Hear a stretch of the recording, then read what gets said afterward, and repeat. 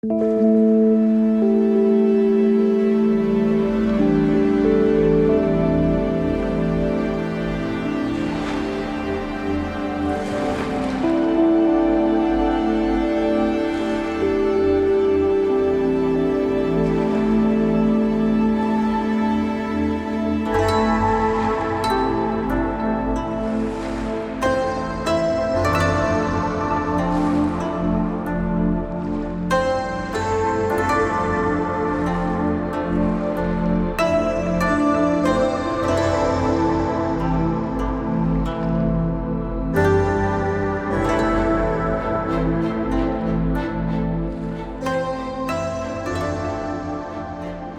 am Hong Pham, one of the many Vietnamese who escaped by boat. My journey began in May 1979 from My Tho with 250 other people. After 12 uncertain days at sea, we landed on a jungle island in Malaysia, but 3 people had died along the way due to storm and the lack of water. Every day, many people die on the island due to severe conditions, with almost everyone, including me, contracting malaria. 6 weeks later, the entire camp was towed back out to sea. On that cloudy day, I witnessed many boats sink and many people die at sea. I was fortunate to survive, and the memory stayed with me forever.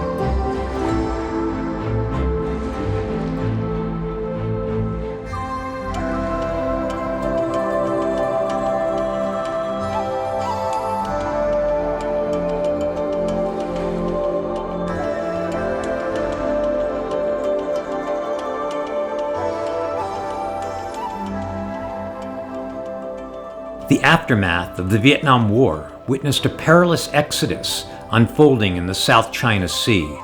From April 30th, 1975 to 1992, hundreds of thousands of Vietnamese refugees risked their lives seeking freedom and the hope for a better life. My name is Bao Dang. I'm a retired pastor and the first generation Vietnamese refugees in the United States. My name is Swan. We were all young, just like young kids. Parents one morning say, "Hey, let's go," and we just follow. Tôi tên là Tịnh. Ở nhà thường kêu là Định. My name is Thuy Trong Lê. In Vietnam we say Lê Trọng Thủy. It's a pleasure for me to be here and participate in this passion project of yours. I think it's a really good idea to document this generations of immigrant and the path that we went through and how we got to where we are, so that maybe other people can draw some inspiration and learning from it. My name is Thuan Pham, Pham Quang Thung. Most refugees escaped by sea, leading to the term boat people. Facing dangers at sea, an estimated 1 in 3 Vietnamese refugees did not survive. Those who survived mostly landed in Malaysia, Indonesia, Thailand, the Philippines, or Hong Kong. My name is Pastor John Nguyen, American name. Vietnamese name is Nguyễn Tấn Dương. I am pastor in a church in Plano, Redeemer Baptist Church. Tôi tên là Khuê Phạm. Hiện nay cư ngụ ở Texas, nước Mỹ. My name is Peter Phan, and I'm a general surgeon practicing in Kansas. My name is Christopher Hoàng Phạm, and I would like to say thank you and everyone for an opportunity to share my story. Thank you for the opportunity to be here and sharing with the audience and sharing with you my journey. From Vietnam to America. I came to America in 1984. I escaped from Vietnam since 1980. It took me 5 times and 2 years, and I was only 15 at that time. My name is Phượng Nguyễn, and I was born in Vietnam in 1978, so 3 years after the fall of Saigon. Thanks to the generosity of Americans and various organizations that sponsored Vietnamese refugees, over 820,000 Vietnamese refugees, including those who arrived under the Orderly Departure Program, came to America between 1975 and 1995. I'm Mark Robson. I'm the Dean of the School of Graduate Studies and a professor in the Department of Plant Biology. So this is Sergeant Prester, and we're going to be talking to him about his experiences in Vietnam and the role that he played there. Hey, I'm Don Muckey, and this is my wife, Carol. Let me introduce Wayne Clark here. He's one of the deacons at Christ Community Church. In this documentary, we will hear the stories of 12 Vietnamese refugees, their extraordinary journey to America, their harrowing struggles, and their enduring determination to build new lives filled with unbreakable hope. My name is Doug Kellum. I grew up in a small town in Mississippi, attended a Baptist college there, graduated in 1968. Thì thấy các con lớn rồi mà ở nhà cực khổ quá ấy. Thành ra cho đi Mỹ. The Vietnam War involved American combat troops on the ground in Vietnam from 1965 to 1973, with military aid and advisory support beginning earlier under President John F. Kennedy. After the Gulf of Tonkin incident in August 1964, President Lyndon B. Johnson escalated the conflict, initially with strong support from the American public. The escalation led to the deployment of 190,000 military personnel to Vietnam in 1965. By November 1967, the number of American troops in Vietnam had nearly reached 500,000. And I was born around the time that the Vietnam War started. The Vietnam War started in 1954, kind of, and I was born in 1955. And the U.S. participation in the Vietnam War ended about the time that I was going to graduate from high school in 1973. So the draft, the selective service, was in place, and I had a draft number. Every night you saw the Vietnam War on the television, but as I became an older high school student, it was more aware to me because, of course, I had expected, should this continue, that I would probably be drafted, as many other people did. We're farm people. I grew up on a farm. The neighbors, two of them, a little bit older than me by about 4 years, both of them went to Vietnam. Both came home, but one came home as a casualty, and his name is on the Vietnam War Memorial Wall in Washington, Timothy Borden. He died at 21. I mean, everyone felt that. So for me, the Vietnam War was real. The community had something associated with the military where I farmed. We all assumed, because the draft ended right before we graduated from high school, President Johnson ended it, that we would be drafted and go. The president, Lyndon Baines Johnson, decided to send, I heard 50,000 troops to Vietnam, and my name started with C.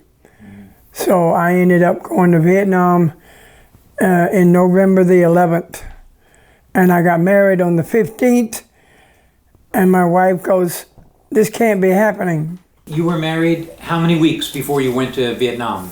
Only about 3. 3 weeks, Yeah. and you went to Vietnam. And you served in Vietnam for how long? 1 year. We were in Ton Son, Vietnam, which is just about 5 miles south of Saigon. And it was a combination base of a civilian airport that had been turned into a military airport by the Air Force, and we were one side of the compound, the Air Force was the other. And the snipers were continually trying to bring a plane down. While I was there, thank God they never did. They come close. They almost killed one pilot. Bullet went through the canopy while he was going down the runway, but he made it. In 1967, the Vietnam War deeply divided American society and politics. The U.S. military draft targeted men ages 18 to 26, managed by the Selective Service System. That's one pleiku I run over. And when I say run over, there was no such thing as pleiku. They buried pleiku with bombs, Agent Orange. I'm laying there in the jungle and I don't see no light. The only light I'd see was the light from the guns they were shooting. You hear voices.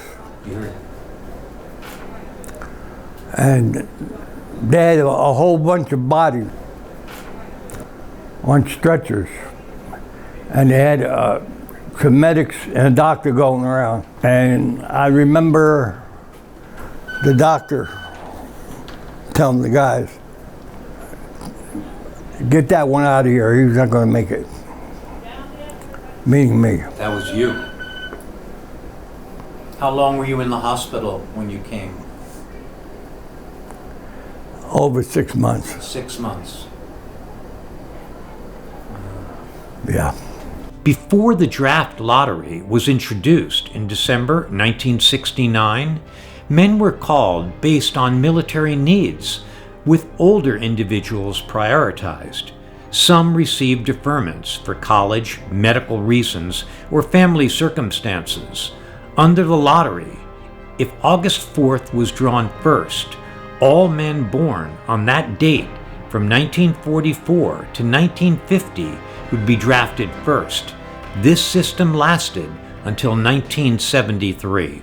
People from the Vietnam experience know, and if you look at how, remember the protests in the United States, the protests on college campuses, Vietnam veterans came back and people said horrible things. Instead of congratulating them for making such a sacrifice, serving their country, trying at least to do what our government thought was a good idea, they came back and people called them murderers and baby killers, and so Vietnam veterans, for their healing process has been long because they were not embraced like many other people that returned from a war, and we lost the war. So I think that's another thing. If people didn't come back triumphant or victorious, the United States did the wrong thing. They came, and our veterans who deserve all our praise and credit, weren't welcomed back well at all, and the health services and things that should have been available to them weren't. I think that's why they don't talk much about it even now. It was very painful for them, and it's a painful period in our history of the United States. In January 1968, during the Lunar New Year known as Tet in Vietnam, North Vietnamese troops and Viet Cong launched surprise attacks on major cities and military bases across South Vietnam, including Hue and Saigon. The Tet Offensive revealed the harsh realities of the war, shocked American public, and contributed to significant shift in U.S. policy, leading to a reassessment of American involvement in Vietnam. How did your experience in Vietnam shape your perspective on life? Very much so. I thanked God every day that I knew He was my Savior. I knew He was there. And I know He got me out of there. I am thankful beyond belief for the experience. You grow up. And it also helped when I did get home. My company, AT&T, did hire the veteran, particularly from Vietnam, and with my qualifications, and mostly because they were hiring a vet, I got hired. But getting home was something else. We had everybody calling us names, even when we got to the airport in New York, and we were yelled clean across the food court, "Baby killer." And I said, "I've never shot a baby in my life." They didn't care. They tried to make fools out of us for nothing. On November 15th, 1969, over 500,000 Americans gathered in Washington, D.C., for the largest anti-war demonstration in U.S. history, calling for the withdrawal of troops. The division was great in the United States, and college campuses were a hotbed for that. Here at Rutgers, there were many protests, like all college campuses, because these are young men who are in college, and you could get a college deferment. But of course, as the need for soldiers, remember, right before the draft ended, over 200,000 people were shipped to Vietnam that last period of time. So you had to draw from college students too. College students, of course, not keen on this. Different pockets of the country are more conservative or more not conservative, and those places that were less conservative, they were very much protest. Here at Rutgers, the administration also demonstrated opposition to the war. And so it was a very divided time in our country, and people took very clear side, yes or no. And for the people that said no, the war is not right, they branded the people who did serve as not doing the right thing. So I think that's very different from previous military conflicts the United States have been part of. Every night people eat their dinner and watch the news and see something about Vietnam. And then Roger Mudd, who actually succeeded Walter Cronkite as the anchor for CBS, he would be in the field, with military gear, showing what took place. So it became part of everybody's every night in the United States. On January 27th, 1973, the U.S. war in Vietnam officially concluded with the signing of the Paris Peace Accord. On March 29th, 1973, the last U.S. troops left South Vietnam, ending America's direct military involvement in the Vietnam War. In April 1975, the fall of Saigon to North Vietnamese troops marked the end of the Vietnam War, a conflict that claimed over 3 million lives, including 58,000 Americans. This event triggered a mass exodus of Vietnamese refugees. I left the country. It wasn't planned. I served in the South Vietnam Armed Forces, and on the 26th of April, the last few days of the war, my younger brother from Saigon came to where I stationed, and he brought the news that in the capital is with chaos, and I should leave if I could. And of course I said, I am serving in the military, I cannot leave anytime I want to. So I came to my commander, and even though we had an order to have a curfew for the whole city,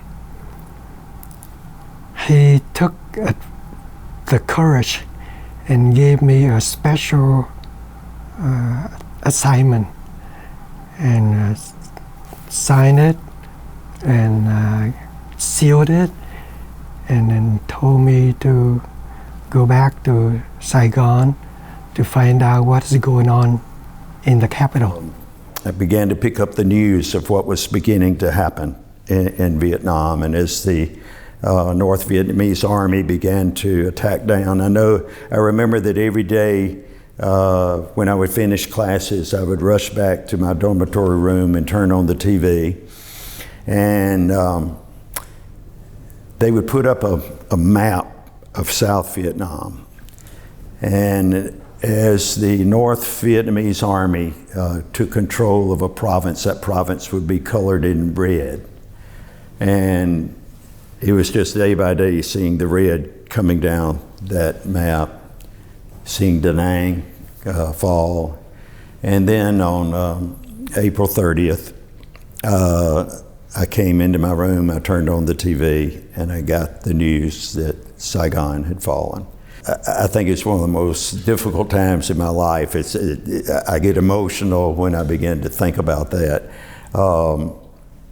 I was crying, I was questioning God about what was happening, but after about 3 hours, I received a telephone call from our mission board.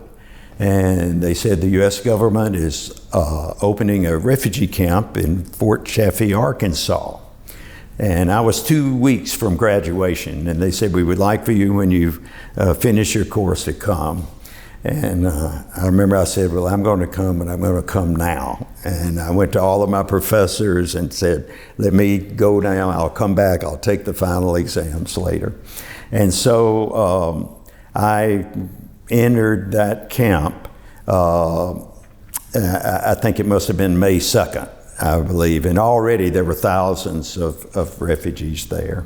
And so I had a wonderful time there serving in that camp for the 9 months that camp was open. One night I was at the worship service at the chapel, and I sat down next to a young man, and his name was Jung. And Jung, his personality was just always very vibrant, very, very happy. He'd gotten out of Vietnam by himself. He was from Hue in Vietnam. The next day I called my dad. He was a lawyer in a small town, and I said, Dad, it looks like this young man that we were hoping to sponsor didn't get out, but there's this young man here, and he needs a sponsor. Could we sponsor him? Concluded the conversation, hung up the phone, and something said, wait. In less than 5 minutes, my dad called back, and he said, how soon can you get him here? It was sometime later that my dad related this story. He was in his law office. There was a big window on one side there. And my dad said that after he hung up the phone the first time, it was like a very bright light shone through that window. And my dad said that he very clearly heard the voice. I have taken care of you all of your life, but if you turn your back on this child of mine, I will turn my back on you. And that's how Nguyen Thanh Duong became a member of our family. And it was just, I say it was a beautiful love story there. Once Vietnamese people started to come, as you celebrate and commemorate the 50th anniversary of people leaving, I think people remember that part. And I think that Americans, and you'll know better, you'll know how you were received, but for me, I think Vietnamese people appreciated the trials and tribulations and trauma that they had, and they welcomed them and embraced them in general.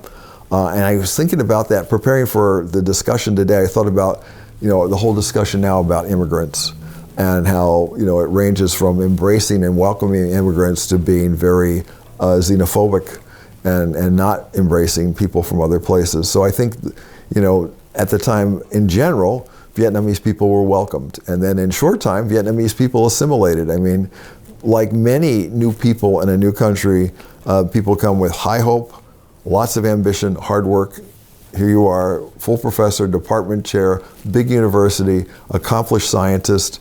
But when you were on that boat coming to the United States, you were a scared kid who, thanks to your parents, got you out, thanks to your drive and who you are, accomplished scientist. But the credit goes to you, the credit goes to your family for that.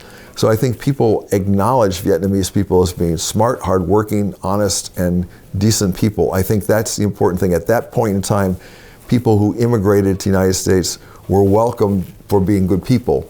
And that's a different narrative these days. But thank goodness it wasn't that narrative at that time.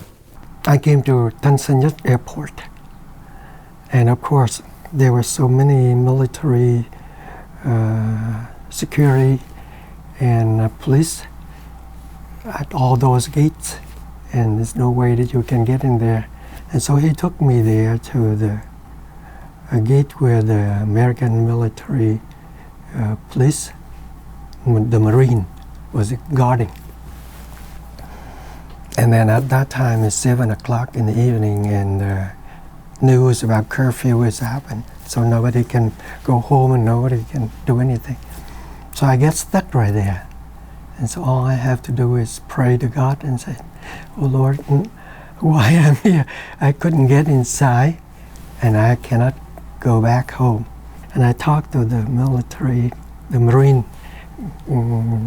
guards there, and I explained to him the situation that my wife has been inside, but I'm here late, so I couldn't get inside. And so it makes sense to him, so he permit me to go inside. And by the time I got inside there were thousands of people there. And I looked everywhere for my wife's family, but they were no longer there. They actually left already. When I went to the gate and I explained to the Marine there, the Marine staff there, the Marine major stood by. He said, "What is your name?" I said, "My name is so and so." Then he took a stack of paper, the list of those who were allowed to leave, and turn, and he turned to a page with my name, with a check on it. Wonderful. Because my father-in-law did put my name in that list, and because when they left, I wasn't there, so he made a check by my name to make sure that I wasn't there. And then the major saw that my name and asked for my birthday, and everything is correct. So he tear a piece of paper. I said, "This man was supposed to leave on such and such flight, but he couldn't come on time, so I allow him to go to the next flight." Wow. And that's my document to go to America. When I sit in the airplane C-130, Hercules C-130, I think, when it depart from Tan Son Nhut Airport, my tear came down, because I know that I left behind my beloved country, my parents and my siblings, whom I may not see again for the rest of my life. Deciding to leave the country on an uncertain and unpredictable journey, leaving behind family and loved ones, was undoubtedly one of the most difficult and challenging decisions for many Vietnamese in South Vietnam. Personal stories highlight the profound fear and uncertainty associated with such a momentous decision. Of course, my family was very poor, just like any other family in Vietnam at that time, after the war. My parents worked very hard to feed a families of 10 people. I was literally raised by my older siblings because my parents was away from home most of the time to do business in other cities. And sometimes they're not even home for like many days. Even though our family was poor, but my parents always focused on education and make sure that all of us had a chance to go to school, to study. But of course, there's no future for us in Vietnam, so they continuously trying to find a way to send us to outside, out of the country to find a better future. So my parents tried multiple times to find a way to put my older siblings on the boat, to get out of the country multiple times. And they got caught every single time. And we lost a lot of money. I escaped from Vietnam since 1980. It took me 5 times in 2 years. And I was only 15 at that time. So 16, the third time I got caught in prison. So I spent 4 months in labor camp, so-called the re-education camp. So we learned how to be a farmer. And then I was the youngest prison in that time. So I was 16, and then I came out of prison. We did 4th time, didn't work. So the 5th time, finally, we find the way to get out. And then we were on our way to Thailand, but it just didn't happen. So we floated around for 6 days, and then we saw the white funnel. and then we were so happy there was American flags, and it was designed to rescue boat people. We were the fifth group. How big is your boat? 73 people, about 3 meter wide, then 12 meter long. So, and then most of them are local people. Some came from the city. So we were one of the fortunate that made it. So they came and they took us to Singapore. So Singapore is a transitional camp. It's not a refugee camp. So if we stay there for more than 2 months, we don't have any sponsor. They'll move you to Indonesia to study English for 2-3 years. So we arrived there, we talked to people, we said, well, we'll be here for another 2-3 years. But somehow a miracle happened, and they interviewed, they found we have relatives in San Jose. It was this place. So my aunt. So less than 2 months, I came to the U.S. So when I left Vietnam very suddenly, miraculously, and we were in the C-130 carrier airplane. There was no seats in the airplane. C-130, that's a carrier military airplane from Vietnam to Subic Bay. And we just sat on the floor. His family, the couple and 8 children, I was the 11th one of that big family. But you're talking about emotions. It was devastating, because very difficult for us to suddenly to leave the country like that. Not just me, but that family. Most of the people in that airplane just crying so hard. And it's like there's no future, because we had no idea where we're going to land it, and we're not sure how the future would be. Tôi đi vượt biên cũng 5-6 lần. Thì trong mấy chuyến đi thì thằng thứ 5 tôi đi là cái chuyến đi tôi nhớ nhất là ở vượt biên ở Bạc Liêu. Mà đi xuống Bạc Liêu ở dưới đó thì một thời gian cũng gần 1 tháng thì mới bắt đầu đi, chuẩn bị đi ra, là trên đường đi ra biển. Thì trên đường đi ra biển vậy á, thì lúc đó đi chung với một người anh lớn kế tôi với lại một người em kế tôi. Thì đi ra ngoài biển đó thì chờ lâu lắm, đến tối luôn thì tàu không bao giờ mà vô, cứ ngồi đó mà chờ. Thì nước bắt đầu nó lên thì ai nấy cũng sợ hết, mà chờ hoài không thấy tàu nó vô. Thì mấy người đó mới nói bây giờ tàu nó không có vô nữa, là biết đã bị gạt rồi.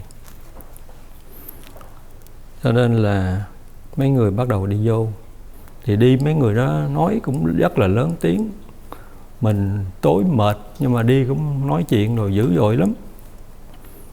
Thì lúc đó mới nghe súng bắn hai bên. Mà bắn hai bên mình có thể thấy cái dòng súng nó chá hai bên vậy đó. Thì rất là sợ. Nhưng mà khi mà nó bắn gì trong vòng chốc lát thì nó đã bắt mình, đã bị bắt rồi. Mà không biết làm sao thì đứa em của mình với đứa anh không biết, không có thấy, mình không biết là bị bắt hay không. Thì sau đó thì mình cũng đi theo mấy người đó đi vô trạm ở tù.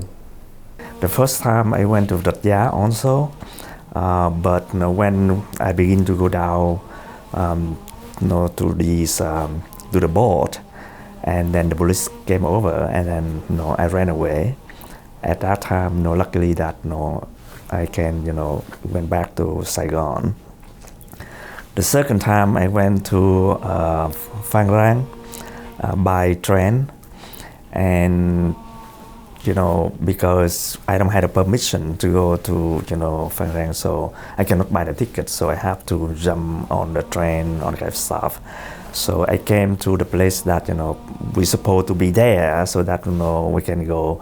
But I came late, and when far away, I can see that a lot of many police at that place.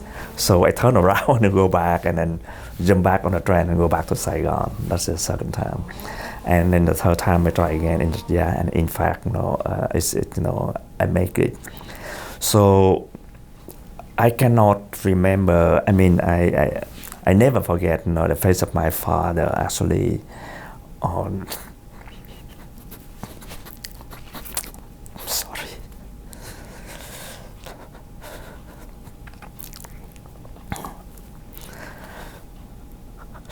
I'm sorry, but it's on the day that he dropped me at the bus station.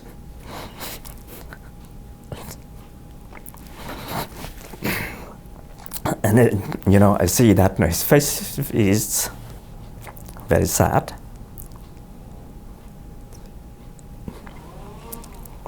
Insecure. But anyway, I left, and we go down on a boat, and our boat is this, it's like about 9 meter trim tail motorboat, and there was 29 people on it, including for women and for children actually. The journey of Vietnamese boat people was perilous, filled with danger and uncertainty, as they left everything behind to cross the treacherous South China Sea. Overcrowded boats, violent storms, and limited resources posed constant threats. Through emotional interviews, we explore the heart-wrenching decisions made and the dangers faced at sea, including piracy, while navigating the unforgiving waters. I escaped Vietnam in 1979 with my mother and one younger brother. So we were part of that boat people wave, and we left out of Mỹ Tho, and after about 4 days and 4 nights, we ended up in Malaysia. And we thought we were done. We were really happy that we actually, got there alive. But after about a week, we got towed back out to sea again. And after another couple of days out there, we end up in Indonesia. And Indonesia accepted us as refugee and put us on a remote island. And that refugee camp quickly grew from the first few hundred people that we were the first day on that camp, on that island. After about 6 months or so, it grew to like 14,000 people. There's a big community there. And while we were there, we applied to go to any country that would accept us. And then we were really happy to get to go to the United States. We had no family here. I think we qualified to come here as refugee, I think based on category 3B, I believe, at the time. And that's like because my father was part of the army in the old days. He has since been discharged long before the war ended. But I think there was that tie there that actually qualified us to be considered to come here. And so I think that's how we ended up here. Thì chiều đó bắt đầu đi lội bộ rất là xa, đi qua mấy cái sông suối mà nhiều khi mấy cái chỗ nước mình đi lội nó qua tới cổ, sợ thấy mồ đi tới khoảng gần tới 12 giờ là mình ra tới gần ngoài biển, mình ngồi mình chờ. Tuốt trên đồi cao thì ra đó thì cũng rất là nhiều người cũng là ngồi đang chờ ngay cái biển đó, mà trên đồi á thì lúc đó mình còn nhỏ, 12, 13 tuổi, đi ra đó mệt cả buổi chiều mệt. Hai anh em rồi 2 đứa em bà con ngồi đó chờ. Lúc đó cái sao ngủ luôn, ngồi đó chờ buồn ngủ luôn. Tại sao đó cứ nghe tiếng Tàu, nó nổ bụp bụp bụp, thì mình mới nghe tiếng máy tàu nó chạy. Mà khi giật mình dậy, 4 người giật mình dậy, thì nhìn chung quanh thì mình thấy không còn ai hết trơn, chỉ có 2 anh em lưỡi 2 đứa em bà con thôi. Thì lúc đó mình nghĩ nghe tiếng tàu ở dưới biển, thì mình cứ chạy xuống đồi, là cứ coi tiếng tàu chỗ nào á, mình cứ băng qua mình chạy. Mà trước khi băng qua để mình thấy tàu á, là rất là một hàng lớp gai xương rồng, cây nào cây nấy cao, rất là cao, mà cao hơn cái đầu mình. Thì mình cứ chạy qua chạy lại coi thử cái chỗ nào mà để mình chạy, không có chỗ nào hết. Thì có một chỗ nó hơi sập á, mình mới 4 đứa chạy băng qua luôn, nhảy qua mấy cái gai xương rồng mà mình không thấy sao hết. Cây xương rồng nó đâm hay làm sao mình cũng không biết, mà không thấy vô chân gì này nọ, không thấy sao hết. Băng qua thì mình đi ra, băng qua được cái đó thì mình tới biển cát đó, thì mình chạy theo cái chiếc tàu. Mà chiếc tàu lúc đó nó đi ra ngoài rồi, là mình nghĩ là chắc là tiêu rồi, đợt này mình đi ở tù tiếp rồi. Thì tự nhiên cái chiếc tàu nó lại chạy vô, nó thấy 4 đứa này, cái nó chạy vô. Mà chạy vô thì mình ở trong này, mình chạy ra ngoài biển để mình nhảy lên tàu. Mà lúc đó nhỏ, thấp, tàu thì nó cao, mình đâu có nhảy lên được. Thì mình mới nói cứu tôi với, cứu tôi với. Thì ông anh mình mới nhảy lên được. Thì bắt đầu kéo từ từ lên, 4 đứa lên. Thì lúc đó mình mới hiểu là chiếc tàu này á, nó chạy vô lại không phải là nó muốn cứu mình, mà nó thấy 2 đứa nhỏ là 2 đứa em bà con á, thấy hay là thấy mình nhỏ không biết. Thì mấy người trên đó mới nói là ông chủ tàu ông tưởng trong 4 đứa thì có một đứa con của ổng, cho nên ổng mới chạy vô để cứu. Nhưng mà thật ra thì không phải. Thì sau đó mình lên rồi á, thì tàu nó đi luôn, thì có thể là con ổng không có thấy nữa. Rồi bắt đầu đi tiếp, mà không biết là bao nhiêu lần, nhưng mà cái chuyến cuối cùng là lần thứ 21 á, là cái trận cuối cùng là tôi về Việt Nam. Là có một người ta giới thiệu, đi tìm được cái người đó là đi đường đi ngoài Bắc, đi đường bộ ra ngoài Bắc, từ Hà Nội đi ra ngoài Bắc, xong rồi ngoài Bắc á, mới đi ra Trung Quốc, rồi ra Trung Quốc á, mới mua tàu 15 người hùng tiền lại mua một chiếc tàu, mà chiếc tàu rất là nhỏ, mà đi trên biển á, là không ai biết lái.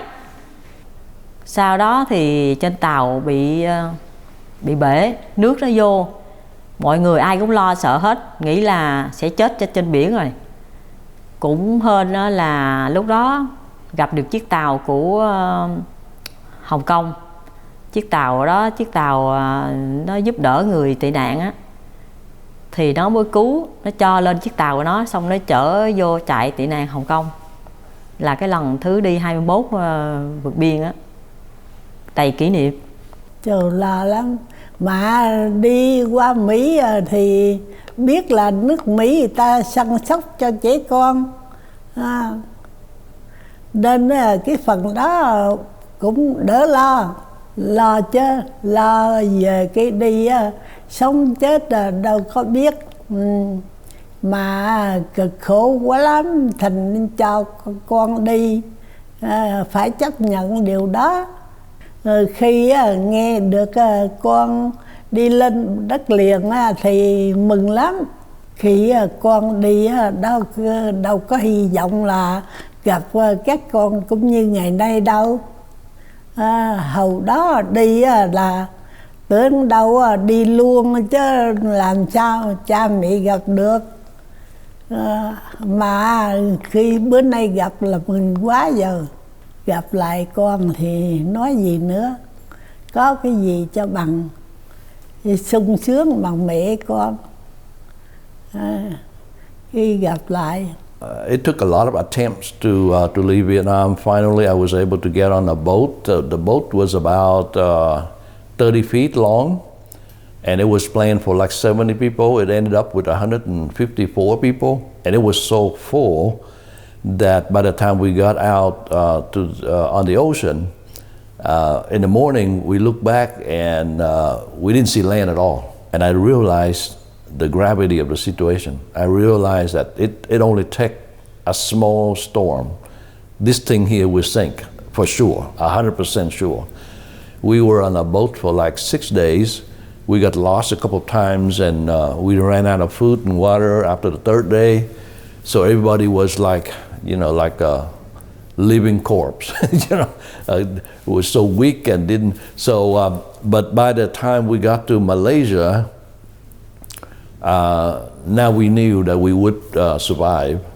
So the emotion was like yo-yo. One hour was fear, and the next hour was hope, and the next hour was uncertainty. And when we had a little time, we think about the future. What would happen to? Nobody knew what would happen to them. Nobody even knew that they would survive the trip or not. So that was the emotion that I had. For the Vietnamese boat people, piracy in the South China Sea was an unexpected terror. Our boat left in the evening of April 30, and about like 8-9 hours later, when we passed Hòn Tre Island, and we were first dropped by the Thai pirates.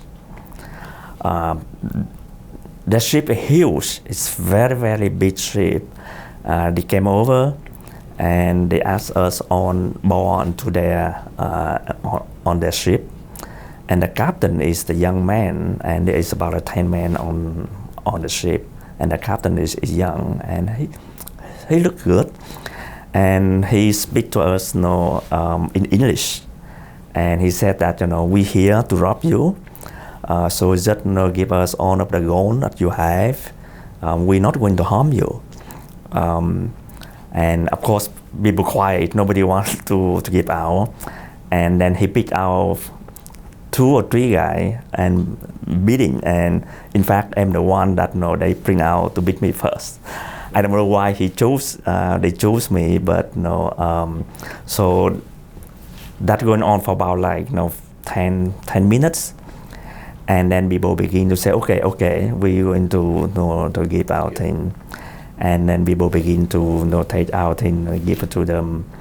And then they begin to search people one by one also. At that time, I don't have anything. I have only $20 bill that I hide into the bottom hem of my shirt. And I'm thinking about give it or not. But for a while, then I think that, it's better that to show our collaboration. So I just take it out and give it to them. And they look happy with that. And then, but they're really nice after that. They treat us a very good meal.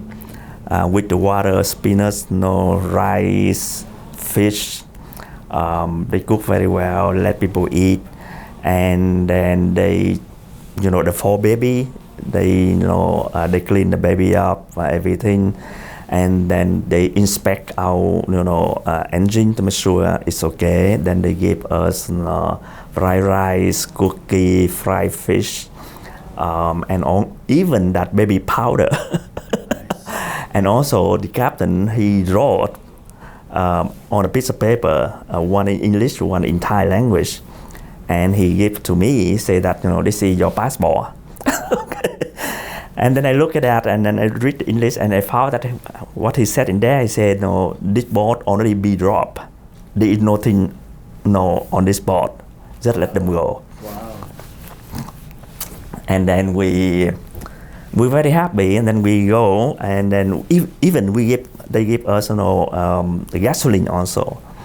So we leave. We left, and then 4 days later, then the other Thai fishing boat came over, and all of the Thai fishing boat very large, very big. They had a weapon also, They have rifle, they have granite, they have on their boat.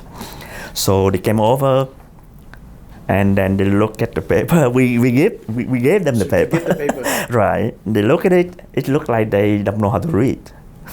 They throw it away. Yeah. So that's what I see, and we were robbed by 11 times total. And then the last time that we were robbed is by the small speedboat of the teenager, and that's when we just arrived the shore in Thailand. In 1981, the United Nations High Commissioner for Refugees reported that out of the 452 boats carrying approximately 15,500 Vietnamese refugees that arrived in Thailand, at least 75% were attacked, each an average of 3 times. These attacks led to 578 rapes, 228 abductions, and 881 deaths or disappearances. So for 6 days, we have only like half liter of water, but we still managed to survive. And nothing, just a half liter of water for 29 people, and that's it. And it took us 7 days, 7 nights to arrive Thailand. We ended up like 3 days, 2 nights, just going around the oceans, and then we realized we lost.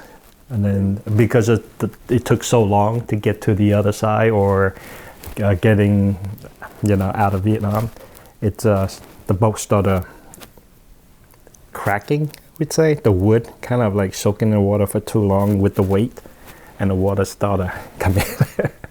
Then one night we saw a light blinking, and we just heading to that light. And then it was the oil drill, what do they call it? Cracking, oil cracking.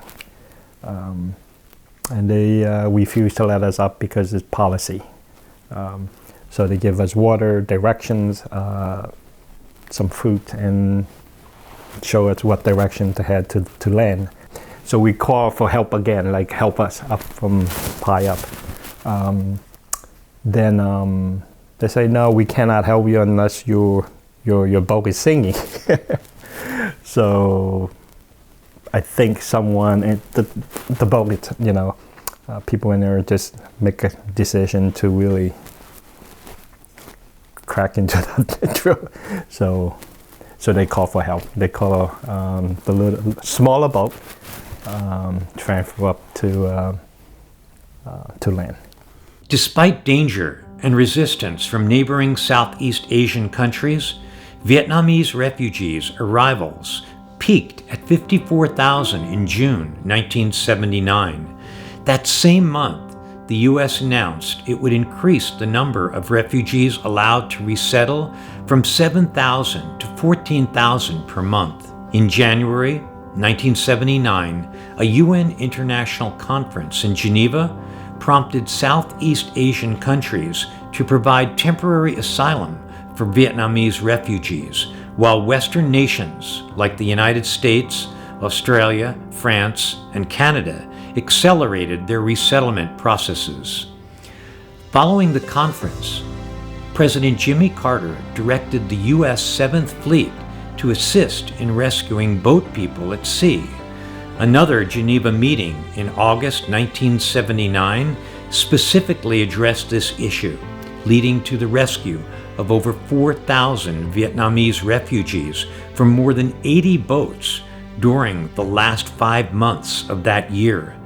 Between 1975 and 1990, a total of 67,000 Vietnamese were rescued at sea.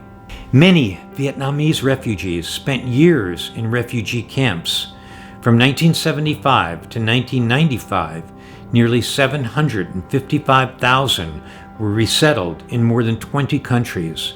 The United States accepted nearly 425,000 Vietnamese refugees during this period, excluding those who arrived during the orderly departure program. Many perished during the perilous journey escaping Vietnam. Those who survived faced new challenges in refugee camps across Southeast Asia. Countries like Malaysia, Indonesia, Thailand, Hong Kong, and the Philippines established camps such as Bidong, Galang, and Palawan to accommodate the influx. Actually, Lam Sing represents relative luxury compared with the scores of other camps that have sprung up along the beaches of Malaysia and Thailand. But it's the best the governments can do. In most of these camps, adequate facilities are non-existent. Food is rationed. Medical care is in short supply. There is little or no sanitation. On a very small island just a few hundred miles down the coast from here, there's a refugee camp with 25,000 people in it. It is so crowded, the facilities are so inadequate, that sometimes the newly arrived mothers with their babies have to sleep on the beach with no blanket. They have only a thin sheet of plastic to protect them from those cold monsoon rains that come almost every night. It ended up that in February of 1977, I was able to go to Thailand, and I was in the southeastern part of Thailand, not too far from the Cambodian border, on the seacoast, and there was a refugee camp there, Lam Sing refugee camp. And so I came and started serving there. Initially, it was all relief work. There would be supplies donated, food, rice, cooking oil, things would be donated by various countries. We would have to pick this up in Bangkok, take it out to the camp. With the funds of our mission, we were able to do things for the people there. And so I began to work in that camp with the people that had arrived. The people would all come together at one place to get the mail, and you would be calling out the names, you know, and they would get their mail. But these missionaries that had come before me there, every time before they would pass out the mail, they would ask the people to let them pray, and they would pray for those who were on the sea, that they would be able to come safely there. And I continued that practice. And so many of the people that would come into the camp, and they would realize that we had been praying for them as they were on the sea. Mà trong cái thời gian mà ở trại tị nạn á, rất là nguy hiểm. Mọi người đánh nhau rồi giết nhau, dễ sợ, khủng khiếp lắm. Mà phải nói là mình cũng rất là can đảm mà để đi qua bên đi vượt biên, chứ nếu mà không là chết giữa đường, chết trên biển, không còn tới ngày hôm nay. Mà công nhận phải nói là khủng khiếp. Bây giờ mà ngồi mà nhìn lại thấy mình can đảm ghê. That camp was opened from in 1976. I came in 1977, and then it closed in August of 1981. The remaining refugees were transferred to another camp. After that, the Thai government had said anyone who lands will go to a different place, but we're not going to let volunteer groups work with them there. We're going to hold them until they give up and are willing to be repatriated back to Vietnam. So I worked at this other camp, Panat Nikom, for a while, and this were the people from the Lam Sing camp, from a camp near the Malaysian border, Song Kla. And gradually these people were leaving the camp, going out. They weren't going to let me work in the new camp. So at that time, our mission board in the Philippines invited me to come over and serve at the what's called the Philippine Refugee Processing Center. And this was a very primitive camp at that time. There were no buildings built for the refugees. They would have to go up on the side of the hill and cut bamboo and make their own house. I think the United Nations High Commissioner for Refugees just provided plastic to maybe put over the roof there. And of course, as refugees left, their huts would be available for others to move in. But it was a very primitive camp. There was just one water well in the camp. But as people would dip out the water, eventually it would be dry until the next day. So the United Nations had to provide a water truck to bring water in, and then the United Nations would bring in food there to be distributed.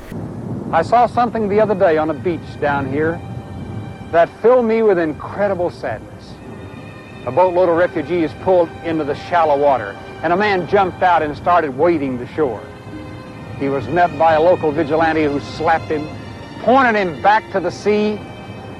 The refugee fell into the water, picked himself up sadly, and turned back to his boat.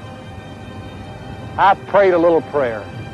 I said, God, please don't ever let America turn her back and close her heart to anybody who needs us, no matter where they come from.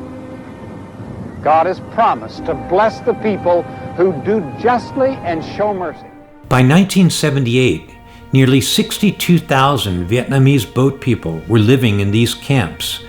By June 1979, Malaysia alone was sheltering 76,500 refugees, despite having already settled 22,000 and sending nearly 49,000 of 275 boats back to sea earlier that year. The turmoil following the war, along with conflicts with Cambodia and China in 1978 to 1979, sparked a mass exodus. In 1979 alone, around 250,000 Vietnamese fled to neighboring countries, and by the end of the year, over 311,000 were in camps across the region. United Nations refugee personnel would contact us and say, we've heard that there is a boat that has landed at this particular seaside village. Can you go and find out how many people and were they attacked on the sea and stuff like this? And then the United Nations could not provide assistance to them, food, until they were actually accepted into the camp. And so often I was taking rice and canned meat and things to them. And for many people, I was the first American they had seen since before 1975, you know. And so there were so many cases there in the camp where here is a father who was getting out with his wife and children, but when they got on the big boat, the wife and the children never arrived in the small boat. Or vice versa. Here's a wife with the child and the husband never made it out there, you know. And so it was almost unusual for a whole family to be able to get there at the same time. And of course, everyone has heard the stories of the pirates, the things that went on. I have said before, I heard stories and I said it was just hard to believe that human beings could treat other human beings the way that people were treated at that time. The piracy that went on. Sometimes a boat of refugees would come into the Thai waters. They would meet a Thai fishing boat, and that fishing boat, the fishermen would help them, would give them water, give them food.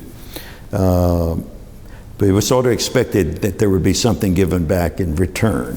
And so if the people had gold, something like that, they would give that to them. And then sometimes these fishermen would point the way for them to go to come on to the camp. Well, the problem is that maybe a few hours later, there was another fishing boat. And the process goes on like that, and each time the refugees have less and less that they can give. But because of the language difficulty, they can't tell this fishing boat that they have already been met by other boats. And so there comes a point where they have nothing left to give. The fishermen think they have it, but they were refusing to give it. And that's the way it started a lot of times with the cruelty that went on. But sometimes the stories that I would hear where the men were thrown overboard, the women were violated, and even stories of where the pirate boat would try to go around and hit the survivors that were out there in the water. But I remember one situation. I was leaving the camp one day, and I was told that their boat had arrived at the district headquarters nearby. The people had not yet moved into the camp, and I went there, and this was a situation where the refugee boat was sinking, and a Thai fishing boat saw them and actually saved the people and brought them there. But by the time the fishing boat arrived where the refugees were in the water and their boat was sinking, a number of them had already drowned.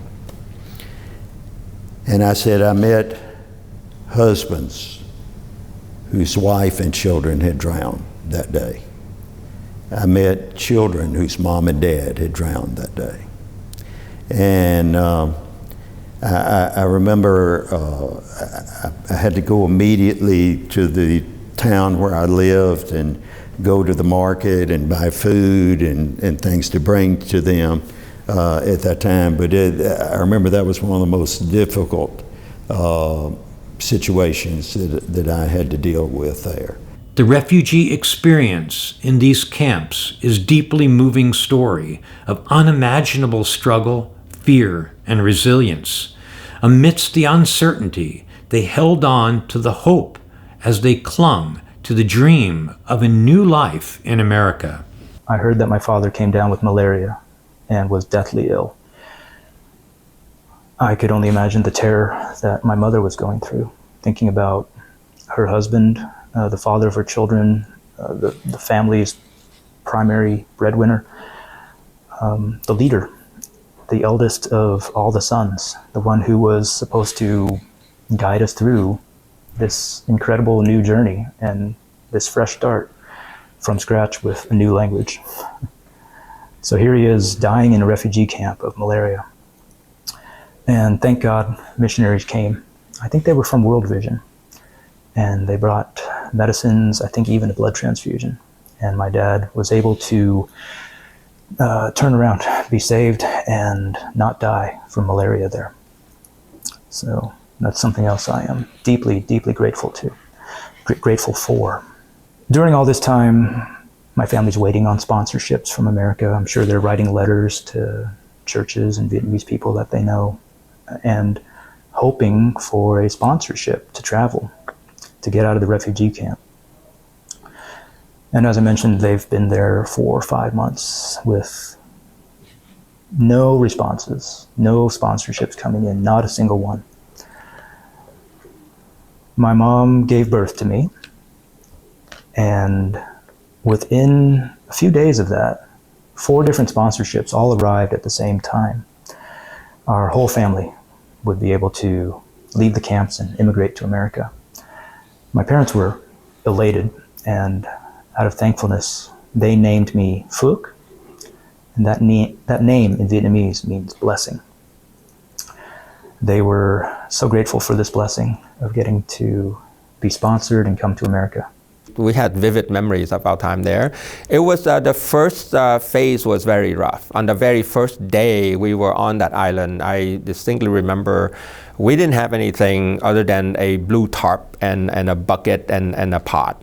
And that's what we purchased. I think my mother still has some gold rings on her fingers, and she exchanged that to buy some goods to survive in Malaysia. So we got a tarp and we got a pot, and Yeah, and so that's all we had with us in Indonesia. So we all, and it was raining really, really hard, and the grass were up to our chests here. So we basically huddled together underneath the tarp and survived the first night like that out in the wild. And after that, though, then we start to pitch a tent, and then we were able to. Then they build these barracks for sale, really. So we have to, like, again, exchange whatever little money we brought over, right, to jewelries, and spend all of it just to get a little space in this long barracks of made of wood structure with the tarp on top. And it was super hot, and but that's how we lived in that camp for a while. But that was the first phase. There was nothing. It was completely unstructured. We were careful because we had that pot. We would not drink the raw water. We would have to go get the waters and cook it and then drink it. And so luckily we didn't get sick. A lot of people died in those early years. The cemetery there was filled with a field of people who passed away. So anyway, so we grew up there, and then we had to rely on the United Nations to come every few weeks to give us rice and canned food, and then that's how we survived. I left Vietnam in 1986, and that's how my journey began. And then after that, then I go to the Philippines, where I spend my time in the camp in Bataan, and that's where I actually begin my adaptation to the way that we live here. So in Bataan, it's like really an opportunity. There's a lot of challenge. There's a lot of opportunity. The good thing is that I don't really have to worry too much about whether I can go to US or not anymore. So the focus now is like what to do in US and what to prepare for it. So another person I would like to thank is I think he is like a pastor. He wears the civilian clothes, but he is a pastor. So he volunteered his time in the camp, and he's American, and he spoke Vietnamese fluently.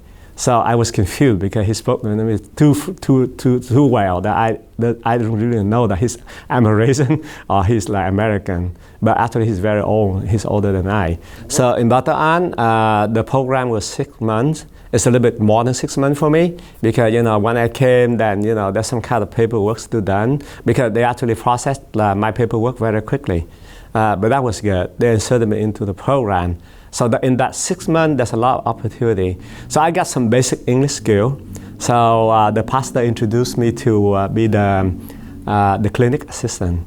So I help the dentist, I help the doctor, and do the translation to my fellow Vietnamese. And then during the nighttime, I took typing class, English class. The pastor told me that, hey, you know what? You have to study for GED, which is a high school equivalent diploma.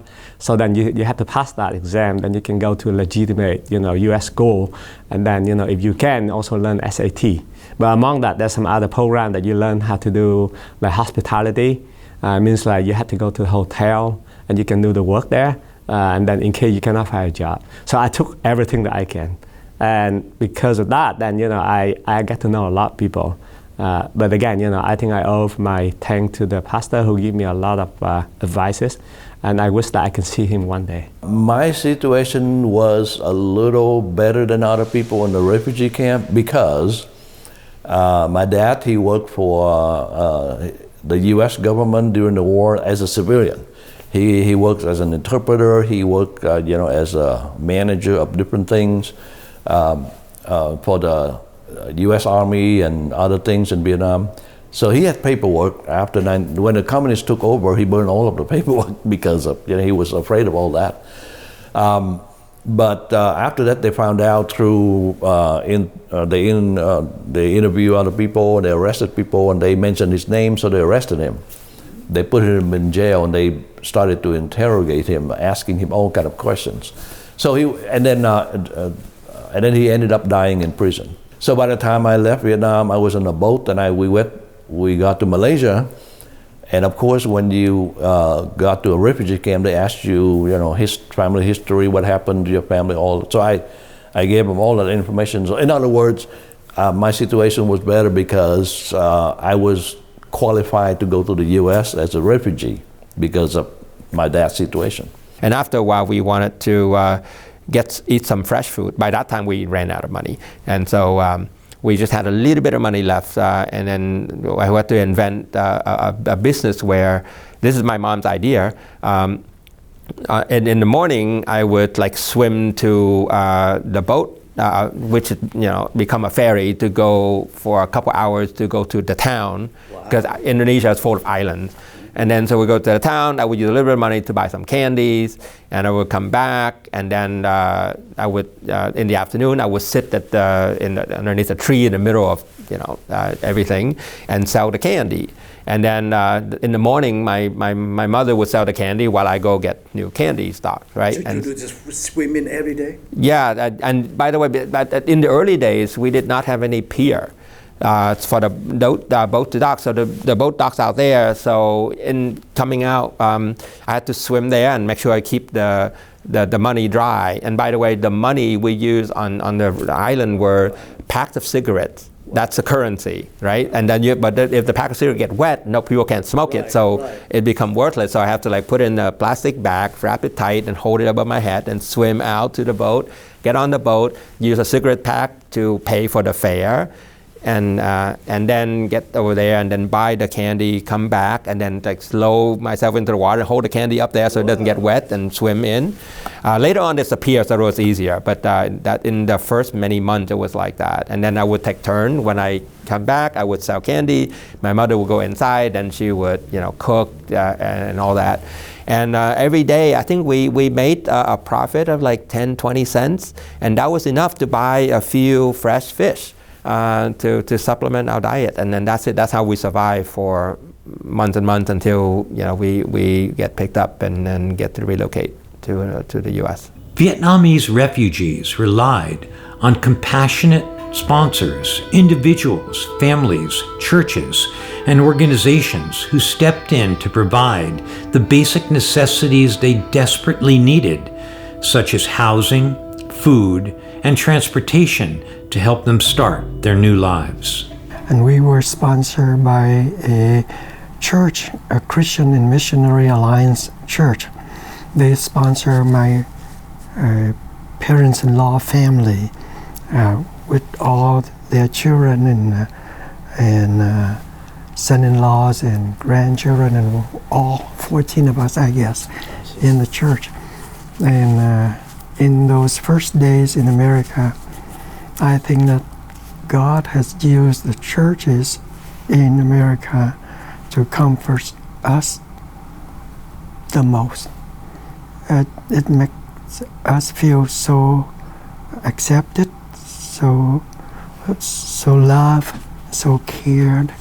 And though we lost the country, we were separated from our loved ones in Vietnam. We lost everything, but the folks in the church really care, and that makes a big difference in our lives.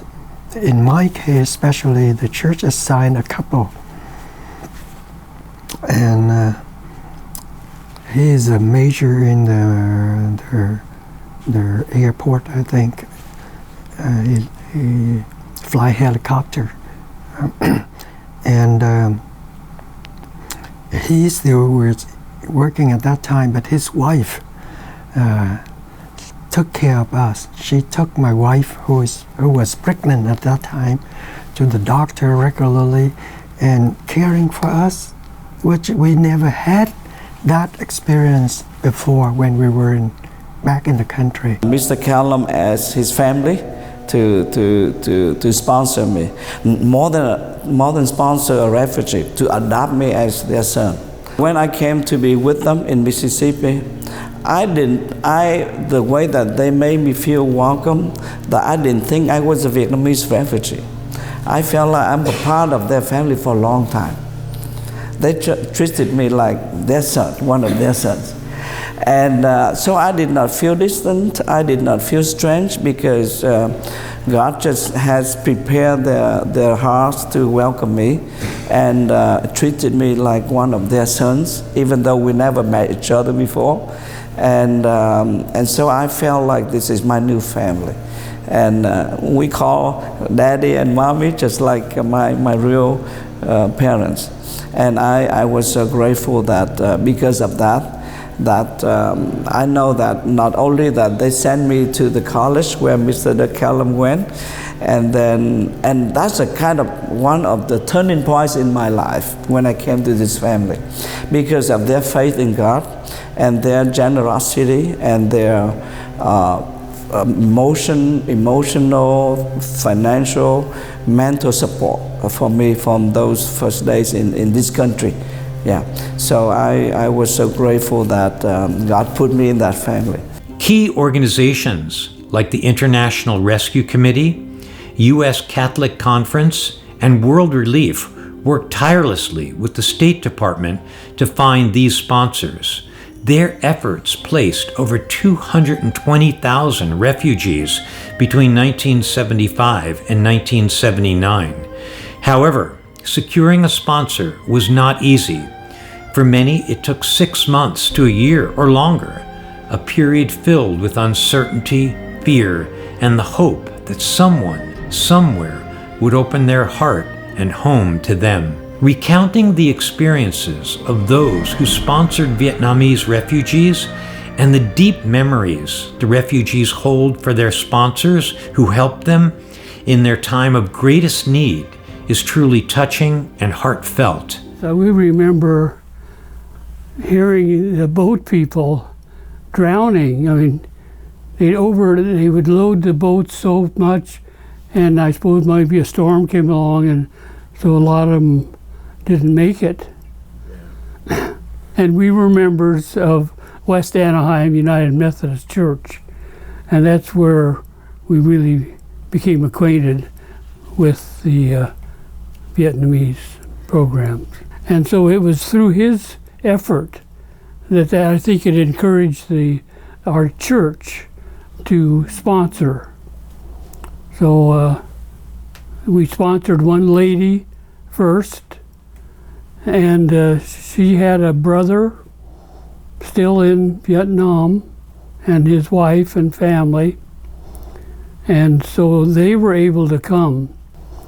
And then following that were other people that came and were part of our church sponsorship. Upon arriving in America, Vietnamese refugees faced daunting challenges. With little English, no money, and an unfamiliar culture, they had to rebuild their lives from scratch. Their stories highlight the early struggles, language barriers, isolation, and the overwhelming uncertainty of navigating a new land. These personal accounts inspire a deep appreciation for their resilience and determination in the face of adversity. I believe in a human resiliency. I believe in that because I saw that myself. When I was in Vietnam, I went through 2 years of forced labor. I was put in a forced labor camp because of some situation that is too complicated to get into. But so I saw people getting hopelessness, and they did crazy things. They committed suicide, and they did all kind of things. But on the other hand, I saw people being very resilient. They learned how to survive. And so I have all of those experiences in a very short time after the communists took over from 1975 to 1983 when I left Vietnam. I guess that's a way for God to kind of prepare me for all of these things. So by the time that I knew that I was going to the U.S., I already learned how to cope with whatever challenges that I have ahead of me. I already learned how to overcome difficulties. And I think that's just like the grace of God on my life. And I saw many people doing the same thing. Many people that came to America with nothing more than a shirt on their back. And they started from not from the bottom, but from a very deep hole. not even the bottom. And they overcame all that. So I think the Vietnamese people, through the war and all that, one of the national trait that I can see, we're very resilient. We're very adaptable. We have to, because we have to survive. So I came to America with that kind of mentality. And I used that mentality to approach many things in my life after I got to the USA. America is really, really great country because it has this social safety net, right? We were on welfare for the first couple of years. We were refugee, but of course, because we came in as a legitimate refugee, we were able to work, right? My mother was able to work, and I was able to go to school. And so we didn't think too much about it. We just thought that my mom just like, I'll take any job. I just earn money and put food on the table. And the kids, me and my younger brother, our only job is to go to school. And that was the expectation. So that was, we just focused on that. It wasn't a strategy. It's just, that's how we live and how what we knew we had to do. My mom knew that she had to, whatever it takes, she had to get a job and stay on a stable job. And she actually made minimum wage at the grocery store, packing groceries for people. And I think barely above minimum wage as a bookkeeper at the gas station. And that's that. And but that was enough to eventually got us off welfare after a couple of years. And and that gave the kids, me and my younger brother, the ability to go to school. Since I love computer, I just studied computer science at MIT. At the time, I don't think computer science was cool yet. At the time, electrical engineering was cool. Chip design, VLSI was very cool. Right. Computer was kind of new because that was the beginning of the PC era, right? So but I just studied that because I just love programming. I love thinking that way. And I became good at it. And after I graduated, while I was in college, I interned for Hewlett Packard out here in the Valley, and right here in California in Page Mill Road. And so I would come out every summer from my sophomore year, junior year to my senior graduate year. And I did my joint thesis between Hewlett Packard Laboratories and MIT.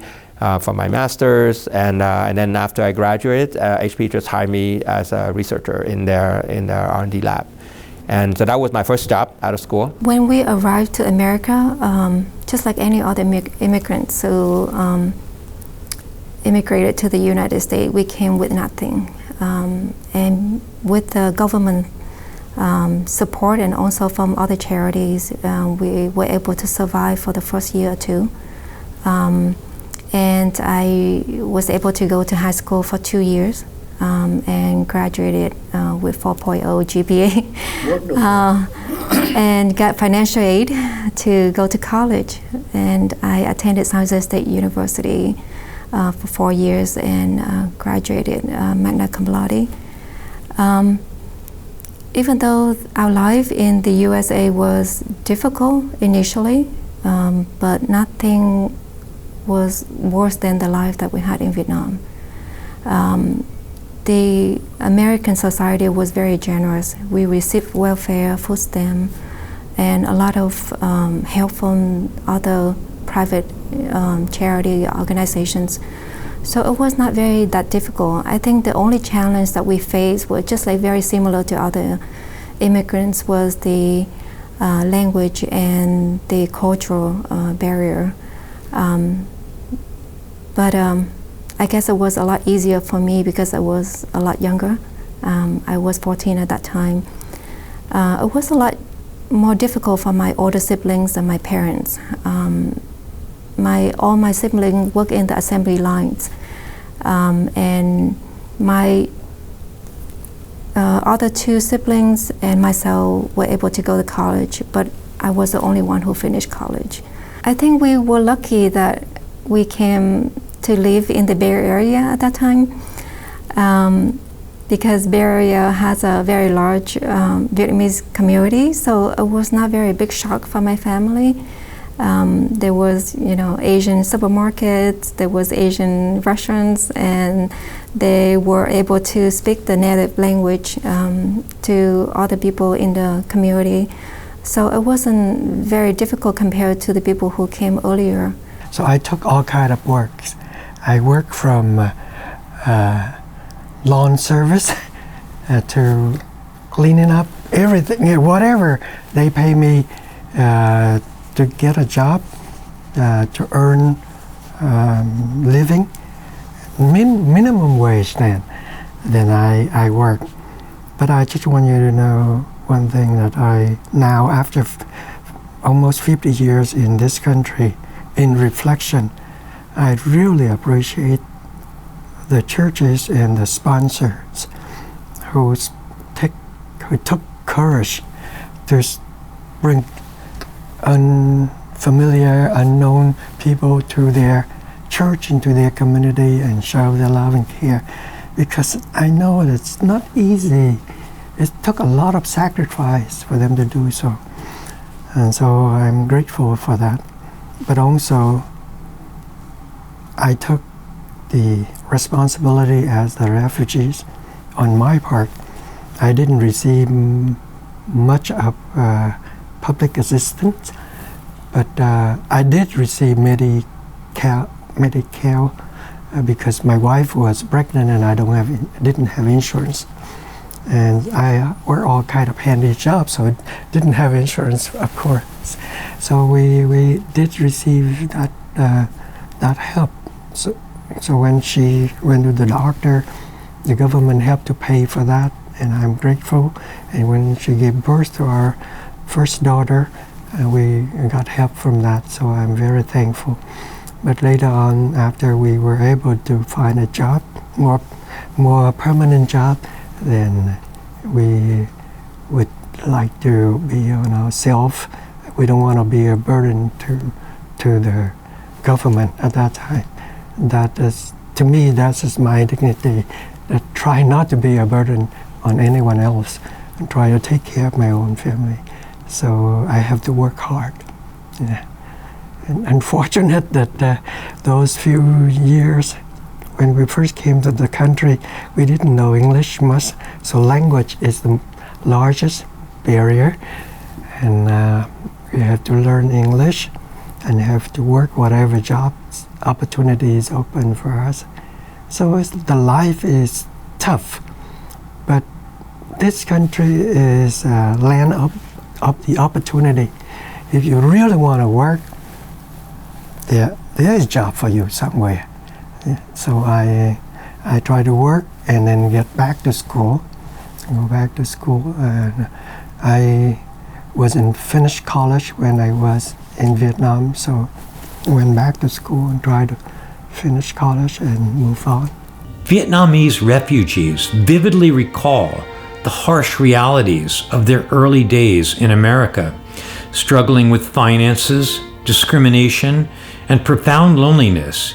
Yet with unwavering determination, they transform their hardships into stories of resilience and hope.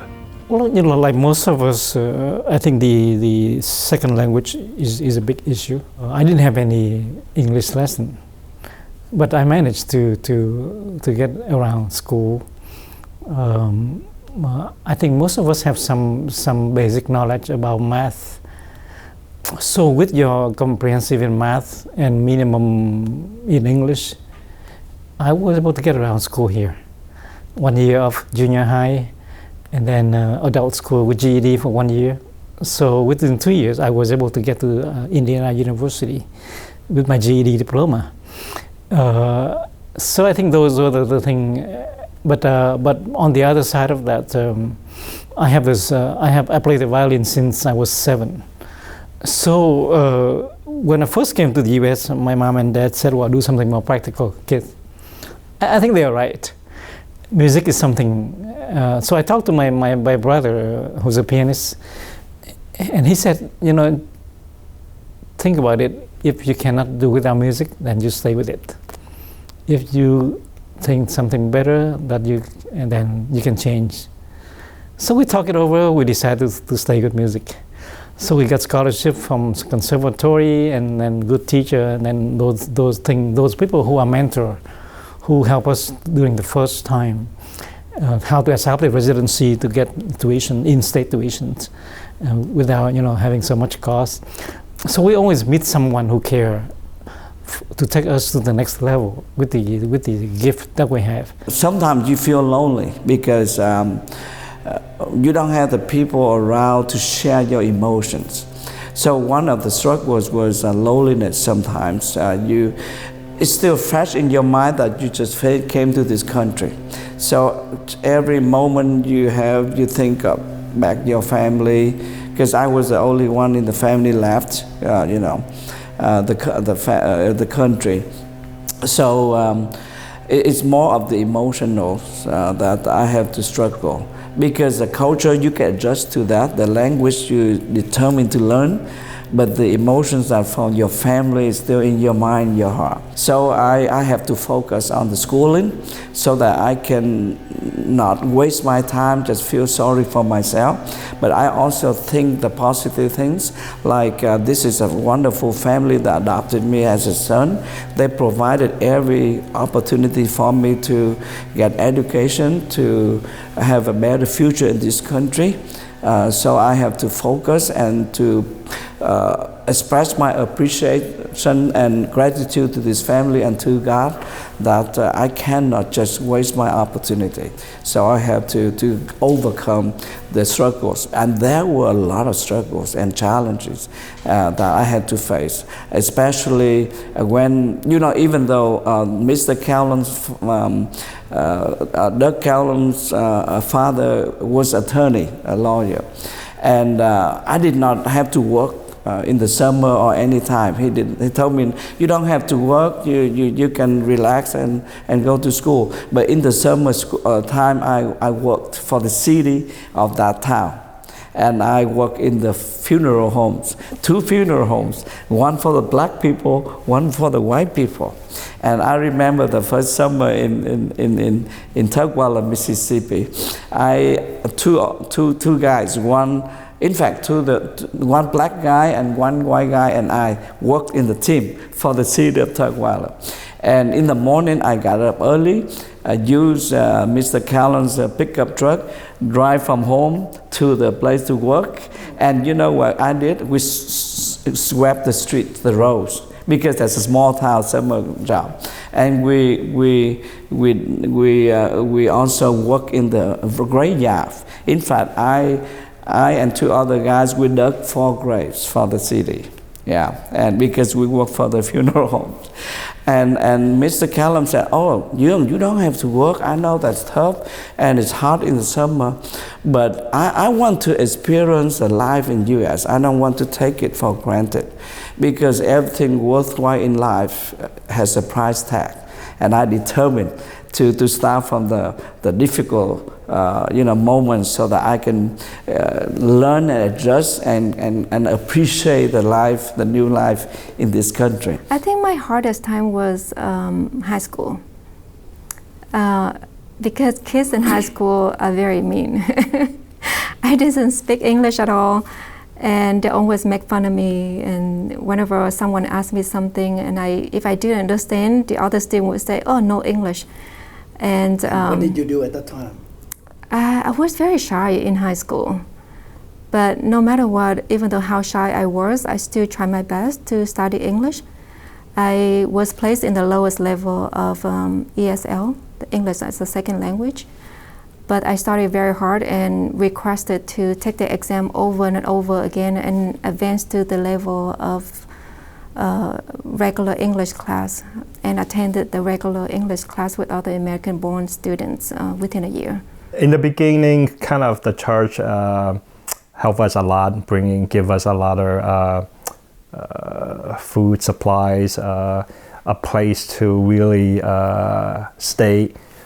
It's not big, so basically the struggling is more on my parent than myself.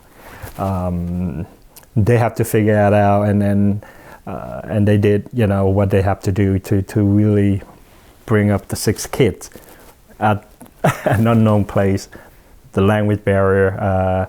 So they end up working pretty much 2 jobs. My father anyway. He left the house around 8, not coming back until close to midnight every day, just to give us to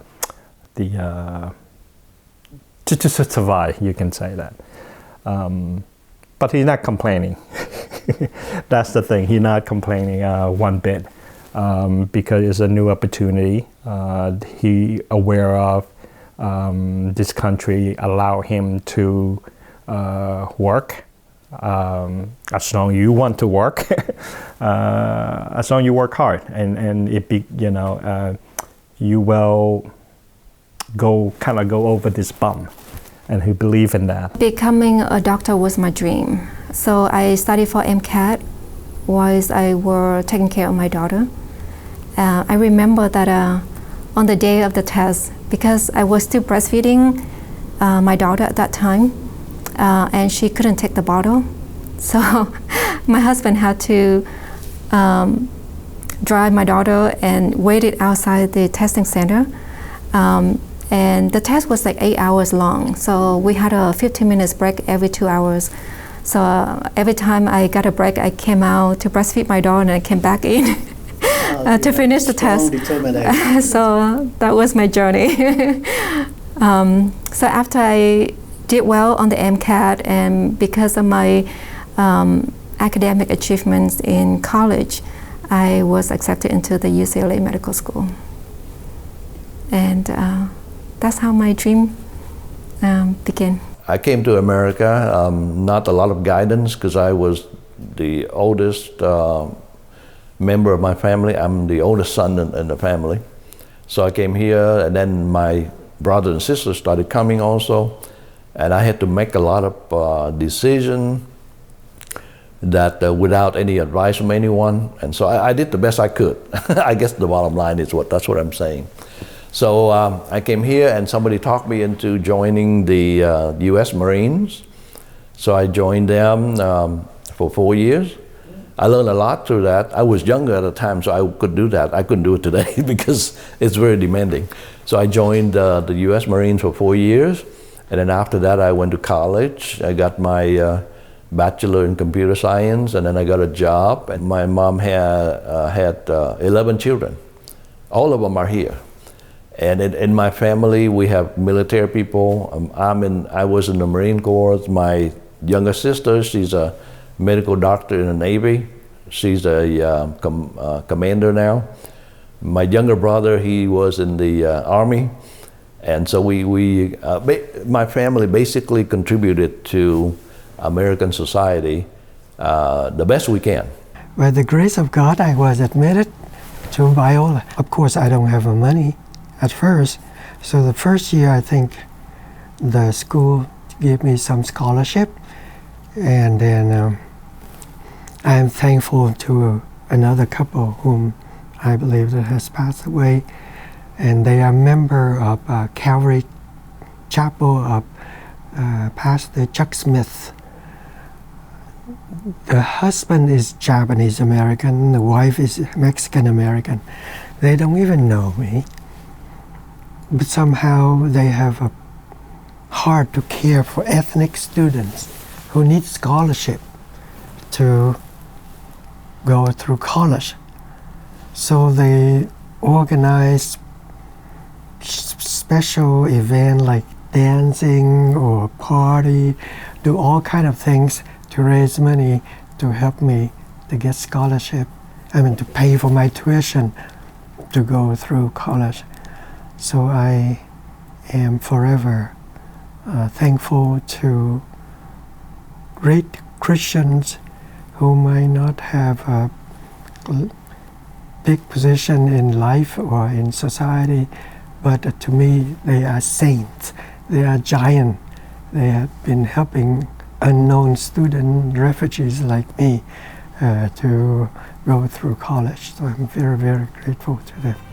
The Vietnamese refugees share their incredible journey of adapting to a new homeland, overcoming unimaginable hardships to build successful careers, and turning their dreams into a reality in a land they proudly call home.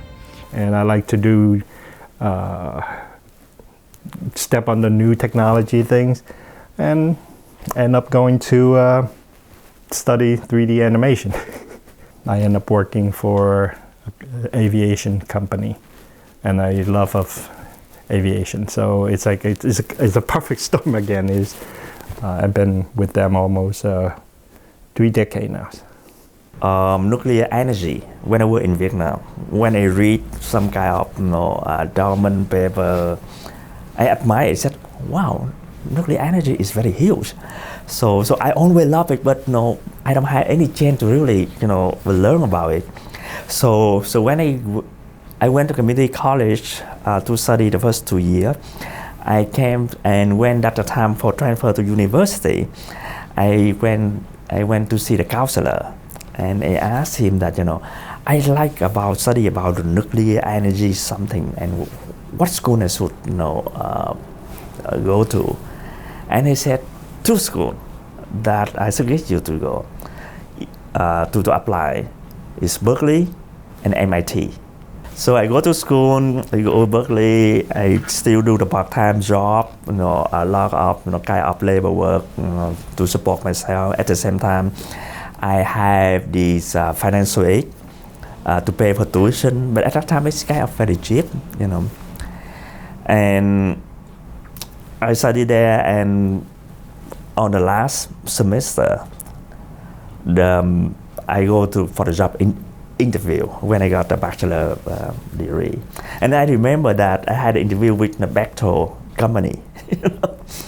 And during the interview, and the Bechtel guy told me that, what is your weakness, the area that that your weakness in nuclear engineering? And I said that, okay, it's a thermohydraulic, because I got low grades in that 2 courses. And at the end of the interview, and then he said, it's good if you can have the recommendation letter from the professor who taught thermohydraulic, your weakness, to see that what the professor said. So the next day, I went to Professor Rock, I still remember his name, asked him for the recommendation letter because that. He said, why you ask me recommendation letter? I said, because I get a low grade. And he said, interesting. And he sit down, he opened my file, he looked through, and I said, okay, Thuy, do not go to work. I want you to continue grad school. And I want to introduce you to Professor Rosman in the nuclear physics, so that you can go into that area. And I will give you the scholarship. I give you the money to live, the scholarship to pay tuition, and also I give you the part-time job. Wonderful. I said, okay, that's good. And he said, it's not equal like what you go to work, but it's very close. I said, no, I don't know how much they pay, I don't know, but no, as far as I can live. He said, okay, you're fine. Then, in fact, he bring me to the admin to fill out application to take the GIE exam, everything, they have me everything. And he brought me to Professor Rosman, introduced to Professor Rosman, said, this is Thuy. He going to study nuclear physics under your area. And Professor Rosman said, okay, I like him because he was in my class, So that's what I say. So I begin to study, master program. Then I work like the nuclear reactor operator. After I passed the license, In fact, Professor Strock is the one who set up everything for me. He said, okay, you're going to work like the nuclear reactor operator, and this is the book, this is the thing that you study, and then he helped me to take the exam, get the license and everything. I mean, he's really nice professor, I decided to join Uber because even though it was not well known at the time, I thought that company was very could potentially make a very big impact. My job was to work with the engineering team to build the technology and the product to allow the company to deliver that experience to as many people as possible, to scale, and Uber scale very aggressively around the world. operating in about 30 or so cities when I joined, and in a few years after that, it was in hundreds of cities around the world. Looking back, I think the fun moment were to see that your hard work result in the company growing, and a lot of people, really like the product and use the product, and it was just a very satisfying thing to see. After I finished the PhD, the last semester, I presented a paper in San Francisco, and one of the manager in the Sanat River Lab, he was there, and he came to me. He said, I love your dissertation. I want to talk to your advisor. Let him to graduate you so that I can hire you. And then, I went to the interview with Sanat River. I saw that manager. So that was it. So I work at Sanat River Lab in South Carolina. Actually, it's a big move for 4 years. During that time, because I love to teach, because of that, when I started to work at Sanat River, I asked my manager that, any university over here that I can teach part-time. He said, yes, we had a University of South Carolina. So I went to University of South Carolina to see the department chair. I said, okay, I want to apply for a part-time notice. And then they accept me right away, because I believe at that time they value very high any scientist at the Sanat River. That is the reason that, I talked to him and I said, okay, you start next semester, and they do the paperwork, and I begin to take. I know that God has called me to the ordained ministry. So my wife and I pray over, and we decided to resign from Xerox to take a church in San Diego, which is a congregation of about a dozen, about 20 refugees, both people who were worshiping at the Anglo church there. And they are new to the country, they don't know the language well, and new to Christianity as well. But that church needs a pastor to provide spiritual leadership for them. So my wife and I decided to quit job, sell our house. Actually, we have another house for rent. So we sold both houses and went to San Diego to restart our life all over again. And now in reflection, I can tell you that I never regret. I'm very thankful for the privilege to serve, and for God who rewarded me with many opportunities to serve. You became Asian American of the Year in 2005. Can you share a little bit about how you feel when you heard you are going to receive the Asian American of the Year 2000? Yeah, so that was a moment that I think both of us were proud, surprised also, because I never think that I could be nominated. It's just like you watch the movie of your life again. What came out is really there's a few moments that you feel very appreciated, because there are people who actually came to you and they're like God sent them there. They give you the guidance. There are moments that you actually want to cry because you feel very low, and then because there's a lot of when you go to work, people discriminate against you. People say things that you feel very hurt. But then again, there are people who actually tell you that if you pass all that, then you go to a different level that you can contribute further. So don't feel like, you are disadvantaged. Don't feel like, you come from a poor country. Don't think that you're very low or anything. And of course, I appreciate America, because this is a country that they treat me very well, to give me opportunity to go. And of course, there are cases that I really have to close my door and I may cry. And of course, today I'm crying again. But again, I don't want people to cry. And I talked to my wife in exactly the same way. I said that there are experiences that I would not want my kid to go through, because that's so very painful experience. So then again, if we can see it, that it may happen again, you have to do something to prevent it from happening. And because of that, we are very into it together. We try to prevent people from suffering the war, if we can at all. So where there is a will, there's a way. Because sometimes you really don't know where you're going to get into. So there's a lot of walk of life that we actually don't know what we get into. So technology will change. So I came here, the beginning of the Silicon Valley, it was like semiconductor. Then they had networking technology. Then they have cloud technology. Now we go into the higher level of AI, artificial intelligence. If you don't, you kind of just stick with your comfort zone, then you become extinct in one day. So adaptability is one thing that I think is very important. Build upon whatever you know, because of course technology don't just coming out from nowhere. It comes out from the need of the people, but it built from existing technology. So a foundation is very important. And again, Americans also have a saying called no pain, no gain. I came to a restaurant interview, and somebody tipped me and said they have an opening. So I came there. I saw a person open the trunk of the truck, and then he's holding something inside. So I asked him, do you think, I heard there's an opening here. Would you think that they can hire me here? He looked at me and said, no, there's no opening.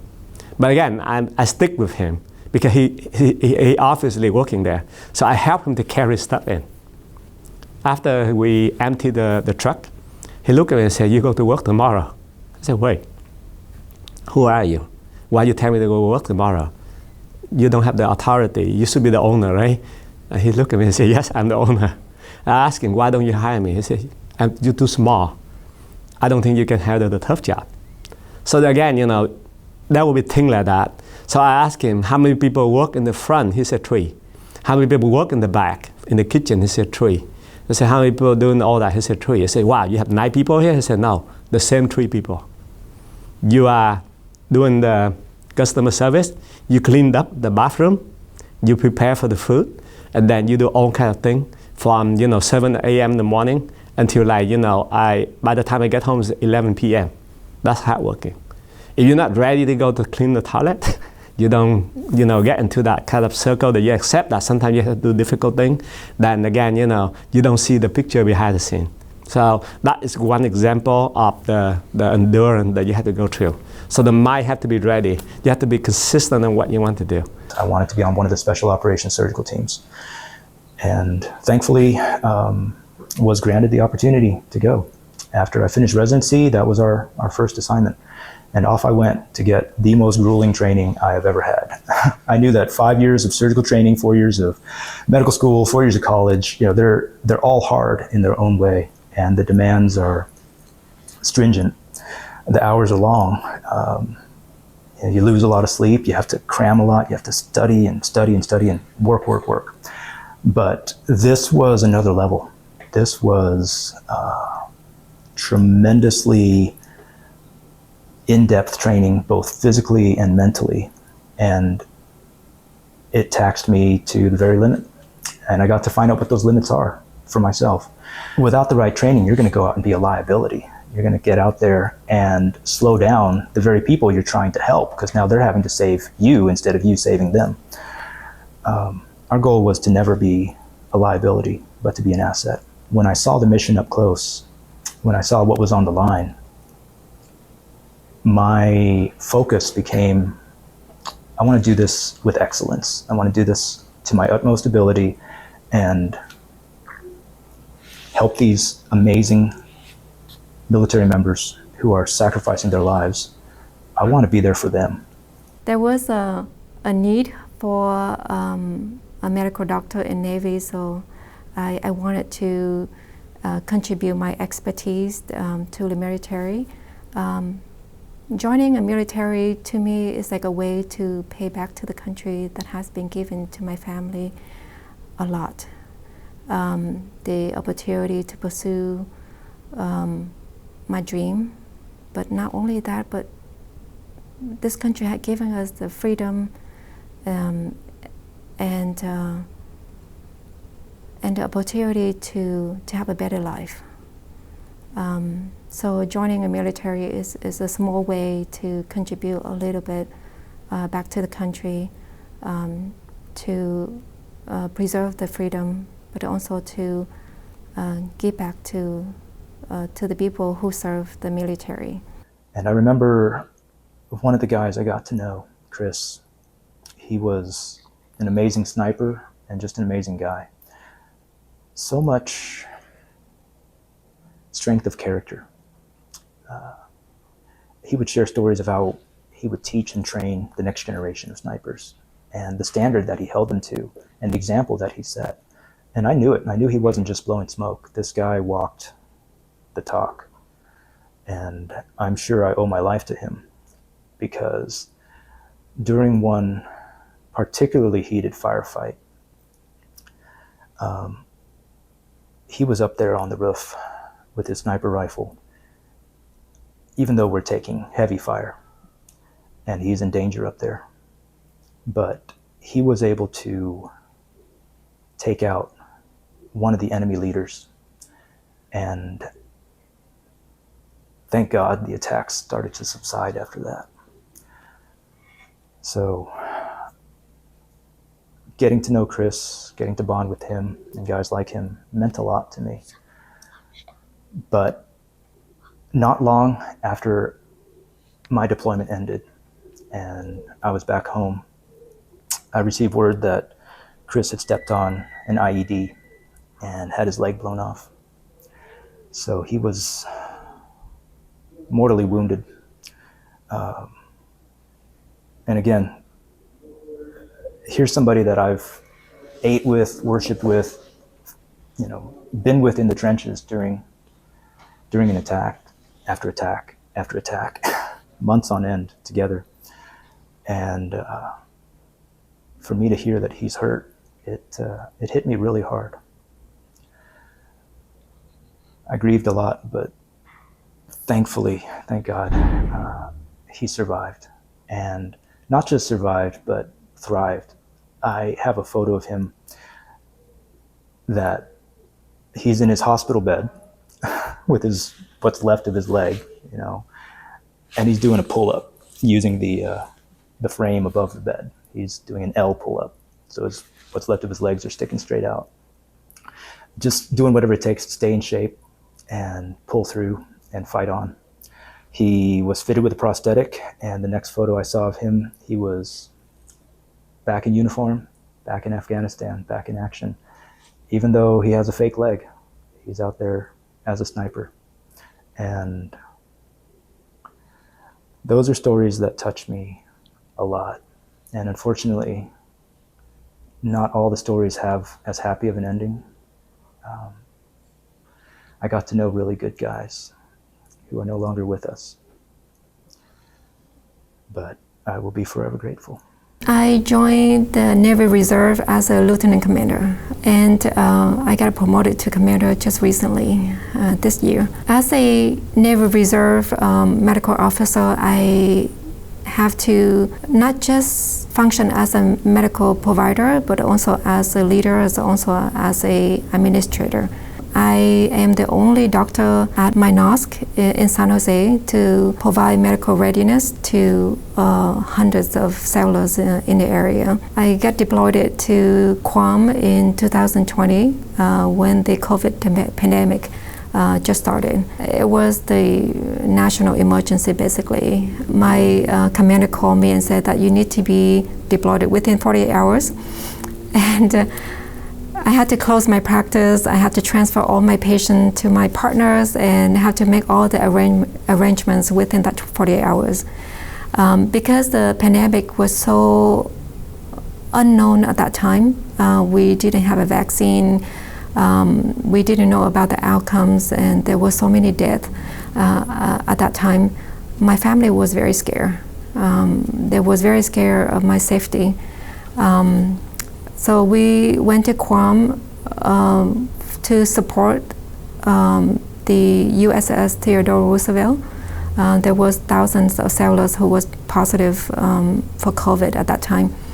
So we stationed there for 4 months. When we arrived in Guam, we had to prepare and set up the whole hospital within that week. And it was amazing. It was amazing to see the teamwork and to see what we could achieve within 1 week.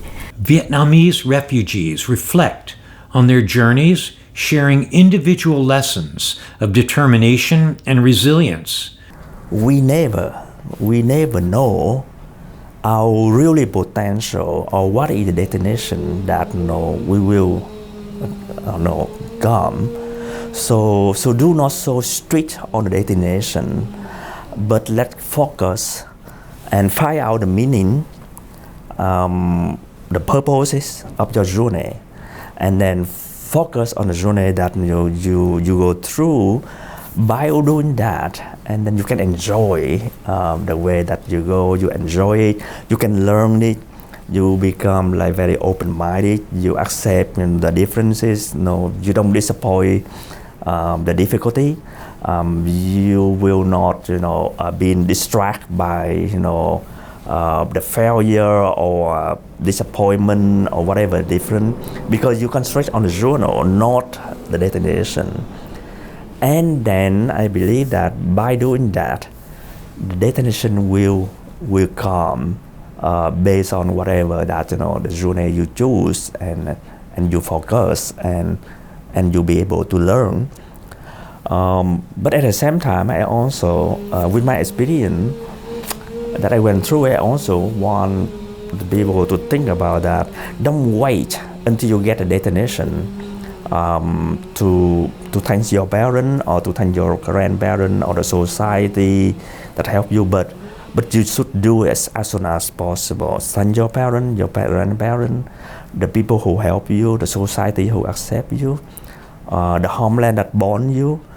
Thank them as soon as possible, because when the time passes by, you cannot go back. So there are times when you feel like you want to give up.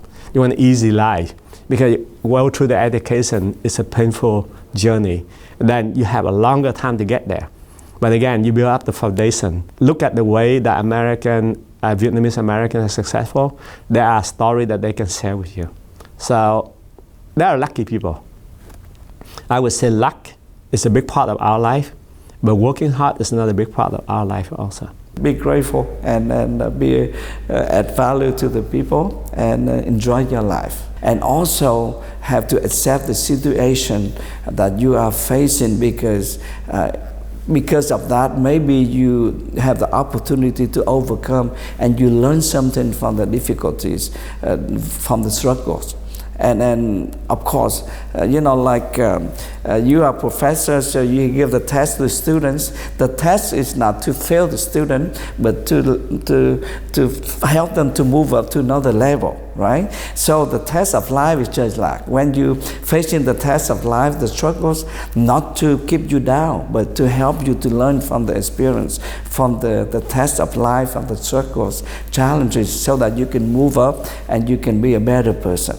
And so I would advise the people that whatever you face is just part of life. And don't give up easily, because everything worthwhile has a price tag, and you have to know that, and you have to overcome it. And be humble and be generous. As a refugee, my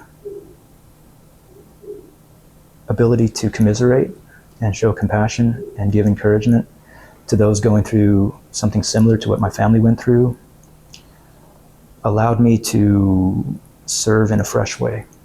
And I take that with me wherever I go. I've been on mission trips to Mexico and to Gabon and other countries in Africa and Southeast Asia. And I try to share that. I try to let people know that I understand what their hopes and dreams are. I try to encourage them, and I try, as a fellow believer, to point them to what is our ultimate goal and destination. Resilience makes everything possible. Their stories illustrate how perseverance and courage can transform hardship into real success, offering powerful inspiration for those facing their own challenges. As a person who grew up on a farm, with fairly poor, I had to learn to develop work ethic too. And people have been kind to me. My first scholarship, I always tease people and say, to come to Rutgers in the 1970s, with a full scholarship, you either be really smart or really poor. I was really poor. I wasn't so smart. But the university gave me opportunity. People have given me opportunities, and so that helped me, but it also shaped me. The other thing is, I think as a student, I had very good teachers. They influenced me. I thank God every day for all the good opportunities the university's given me, and I try to pay it forward, as that big phrase people use. I never knew that phrase. I just think it's doing the right thing. I think if you do the right thing, you can sleep very well at night. For younger people, second generation and third generation, it's not that they are ignorant about our history. It's just that they have a lot more pressure to do, urgent things. But that's our job. Our job is to educate them, even through this documentary right here that you're doing. We have to educate them. We have to provide resources to them so that by the time they realize, oh, I need to know this more. I need to give honor to my parents and grandparents by learning more about their journey. They have resources to go back to, just like they go to a library to learn about new things, right? So my advice to them, just like many older people are advising young people, don't forget your roots. Remember the challenges and difficulties and suffering that your parents and grandparents went through for you to have a life today. And don't ever take it for granted.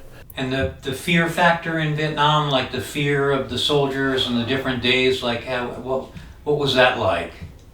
Well, you learned to always watch yourself. You watched your back, you watched your friends' back. You learned who your friends were, but the most important thing was I knew that God was with me. And I prayed to Him, and I felt relieved that I knew He was there. And He brought me home. Amen. Yeah. I think the only message I want to send to the next generations of Vietnamese American people is that I am the living proof of the American dream.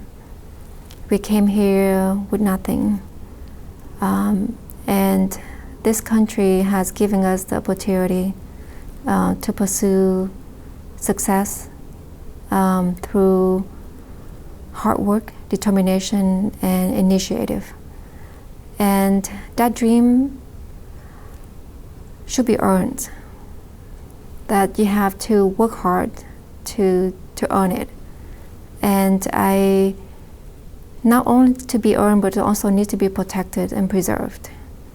And I encourage younger generations of Vietnamese American people that you need to continue to work hard to earn that dream. And I hope that you continue to extend your helping hands and kindness to other immigrants around the world. Right, we came here with nothing, and yet the society has opportunity for those who work hard to make a life for themselves, right? To be able to do that. Not every country in the world you can say that about. And so that's really, really great. And I forever will be very indebted to this country. Of course, as we get a chance to be more successful, we give back to the country, we pay a lot of taxes and all that stuff, we should contribute back, and hopefully in my lifetime I contribute back to the country way, way more than I took from it. But when you receive the help when you most need it, that's the most precious thing, right? When we had nothing and the country gave us a few $100s a month of welfare, and that allow us to survive and bootstrap ourselves. It's worth way more than anything. The millions and millions of dollars we can pay in taxes back, and I don't think ever be enough to pay back that generosity of the country. Based on those moments of need for us.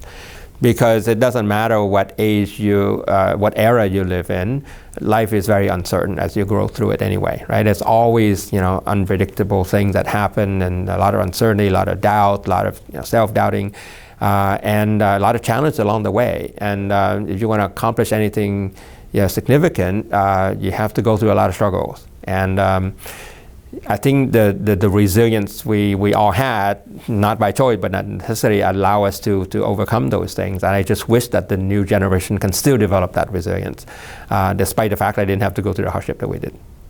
Because I think it's really necessary for their success in the future. Chúa có kế hoạch, và tôi biết là những gì mà đã xảy ra trong đời sống của tôi, mà Chúa đã lấy tôi là một người lớn lên bên miền quê. Có lẽ tôi chưa từng nghe chữ Việt Nam cho đến khi mà tôi học ở đại học, rồi cảm ơn Chúa và biết không phải Chúa chỉ kế hoạch cho tôi, mà Chúa có kế hoạch cho mỗi người. Khi trong lời Chúa thì nói là Chúa nói ta biết ý tưởng ta đối với các người là ý tưởng bình an chứ không phải là tai họa. Chúa có một chương trình tốt đẹp cho đời của chúng ta. Và dù chúng ta gặp những sự khó khăn trong đời của chúng ta, dù có lúc mà chúng ta không hiểu tại sao như thế, nhưng chúng ta phải tin rằng Chúa có thể dùng cái cả những sự khổ của chúng ta mà gặp, Chúa có thể dùng cái đó để góp phần trong kế hoạch Chúa đối với đời sống của chúng ta. Như là tôi nói rồi, Chúa không có đòi chúng ta hiểu, Chúa chỉ đòi chúng ta tin. The generation that went through the war, the generation that went through the escaping out of Vietnam, the generation that went through the trại cải tạo, the generation that went through all this, that went through, the generation that came to the States not knowing any English and having to take very menial jobs to try to take care of their families. You need to tell your children this. You need to write it down. You need to write your story. But your children need to know, your grandchildren need to know what their grandparents, what their parents went through for them to be able to enjoy the life that they have today. I think the first few years is most challenging, and I always am grateful to the American people and to the American churches for helping us and accepting us as a refugee whom they don't know, they don't owe us anything, but they allow us to be part of their country and help us. To me, that's the most profound and meaningful thing that the American people did and are doing for the refugees in this country. And even now, I see there are new people coming to the country as well, and we are grateful that God has bestowed upon many American people an open heart and open mind to have compassion on those who are less fortunate than them and give them a second chance to start a new life in this country.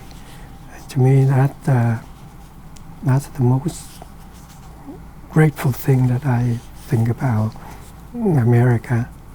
And so, on my part, I would do whatever I could to repeat that, and also try my best to be worthy of the love and the care and the opportunity that this country is opening for me.